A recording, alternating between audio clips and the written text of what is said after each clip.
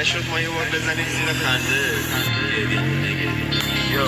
دلم گرفت ازت محصولاتی نبود واسه ما اسم گنده ها واسه مون دعایی نبود مدلم تکبری بود نه که هر شب با یکی بابا تو سیر نمیشی اول بهتره